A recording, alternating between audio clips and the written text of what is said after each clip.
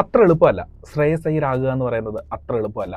ചങ്ക് പറിച്ചു കൊടുത്താലും ചെമ്പരത്തി പോവാണെന്ന് പറയുന്ന സെലക്ടർമാർ കളം നിറഞ്ഞു കളിച്ചാലും ഒഴിവാക്കപ്പെടുന്ന പേര്.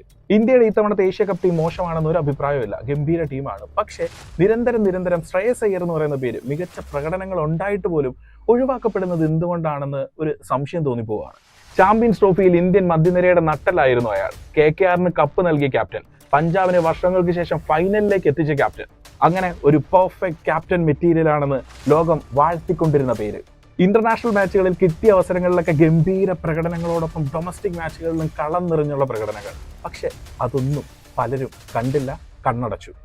ഈ കഴിഞ്ഞ സീസണിൽ IPL മാത്രം നോക്കിക്കഴിഞ്ഞാൽ ലീഡിംഗ് റൺ സ്കോറർമാരിൽ 6ാം സ്ഥാനത്തുണ്ട്. 606 റൺസ് സ്കോർ ചെയ്തിട്ടുണ്ട്.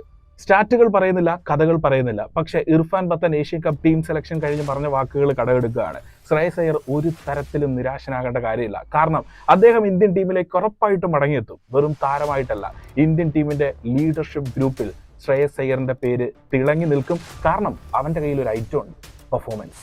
ഒറ്റയ്ക്ക് വഴിവെട്ടി വന്നവെന്ന് പറയുന്നത് പോലെ പെർഫോമൻസ് കൊണ്ട് വഴിവെട്ടി ശ്രേയസ് അയ്യർ അയാളുടെ ഇടം കണ്ടെത്തിയിരിക്കും. ഏതായാലും ഈ ഒരു ഏഷ്യ കപ്പ് ടീമിനെ കുറിച്ച് ഒരുപാട് പരാതികൾ പലയിടങ്ങളിൽ നിന്ന് കേൾക്കാത്തതുകൊണ്ട് ഞാൻ ചോദിക്കുകയാണ്, ശ്രേയസ് അയ്യറിനെ ഉൾപ്പെടുത്താത്തതിന്റെ കാരണം അജിത് അഗാർക്കർ സെലക്ടർ പറഞ്ഞിരിക്കുന്നത് ഈ കൂട്ടത്തിൽ ആരെ ഒഴിവാക്കി ശ്രേയസിനെ ഉൾപ്പെടുത്തും എന്നുള്ളതാണ്. സോ നിങ്ങൾക്ക് ശ്രേയസ് അയ്യറിനെ ഈ ഒരു ഏഷ്യ കപ്പ് T20 ടീമിൽ ഉൾപ്പെടുത്തണമെന്നുണ്ടെങ്കിൽ ആർക്ക് പകരം ഉൾപ്പെടുത്തുമായിരുന്നു?